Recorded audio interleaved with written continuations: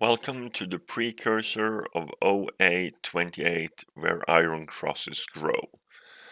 We are southeast of Berlin in Germany, the 21st of April, 1945.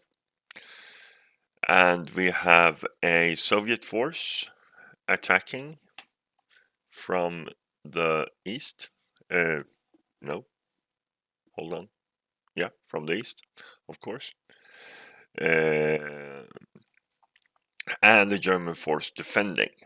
So the victory conditions here is that the Soviets need to control all buildings on the map. To do that, they have plenty of infantry. They have 6 T-34-85s and then on turn 3 they get a small reinforcement that either can enter on this edge, because I have on this edge, sorry, this edge, or on the east edge. So the big force comes from the east, the reinforcements, these guys, may come in along that east edge or along this south edge. Germans have a plethora of different squad types. They have some mines, trenches, foxholes, and wire. Note that trenches and wire also requires bug checks from the tanks, so they can be used to possibly harass that. When it comes to SSRs in this game, we have a mild breeze from the west, so it should be the other way around. We have in this building, and this is one thing I have a little bit of a problem with this scenario, and that is the SSR states that RB cellars exist in building P6. And in red barricades, red factories, if you have a trench adjacent, then there is another SSR in red factories that says that the trench connect to the cellars. But I'm unsure if that SSR automatically comes into effect because of that it says RB cellars exist in this building in this scenario. So I posted a question about it, but we will see what the answer will be. Anyway, more special rules here are that the ground level of this building is fortified, and the Germans suffer ammunition shortage. Okay, so what does that mean? It means that if you roll boxcars on a shot with infantry, then you are ELR replaced.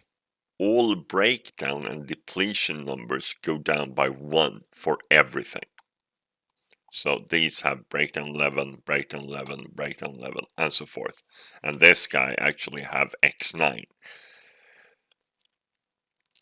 Okay, so that is ammunition shortage. One other important effect with ammunition shortage is that you may not place fire lanes. 2 German squads may set up using HIP. And all support weapon SMC stacked with them. One note again here, it's 2 squads, not squad equivalents. So no half squads doing HIP.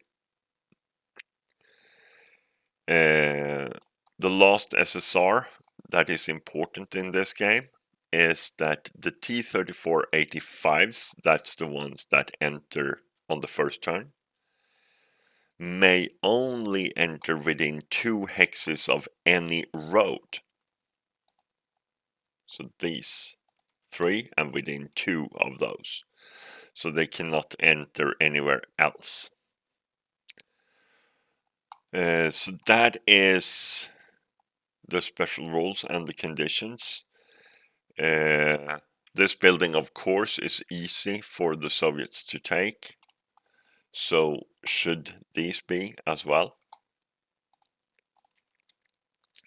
But the scenario is only 5.5 turn long.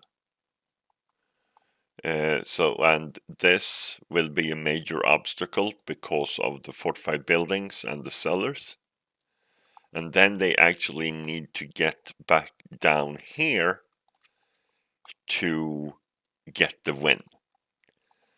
So the Soviets, even though they have a massive force and lots of advantages with tanks and possibilities for all sorts of crazy maneuvers, they will be hard pressed to get to these buildings at the end of the game. And therefore also this reinforcing force maybe don't have that huge of an advantage because they are allowed to enter here, because it's a long way to go. On the other hand, they have T-34s and they can have riders, and those T-34s are really fast. So depending a little bit on how the situation looks at the time, because they enter turn 3, right? It might be a huge advantage, or they might be better off coming in somewhere else, because obviously this will be a hard nut to crack, because it's got lots of open ground in front of it, and it's a stone building, so it's hard to rout the Germans out of there. I think that is everything. Germans have really a lot of leaders. So my guess, just by looking at this, is that the 8 zeros are the rally guys, and the other 4 will direct fire. One interesting tidbit with the RB cellars is that if you have a squad in the cellar, they are halved for firing out of the building. But not so any support weapons. So down here in the cellars, it might be a good idea to have light and or medium machine guns, because they can fire full firepower out of the cellar, but not so a squad. So I think it's going to be interesting. One thing when there is a mild breeze, not that can come into effect here because the Soviets don't have much of smoke capability, is that you are not allowed to place smoke against the wind. So let us say instead we had a American squad 666 here. Then he would not be able to place smoke grenades to there, because that would be against the wind, or there for that matter, because that is also against the wind.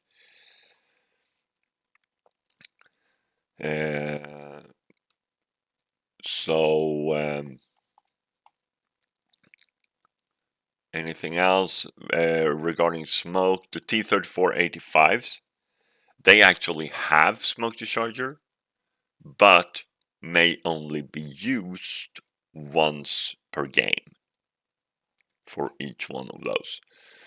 And usage of the smoke discharger is 1 successful attempt per game.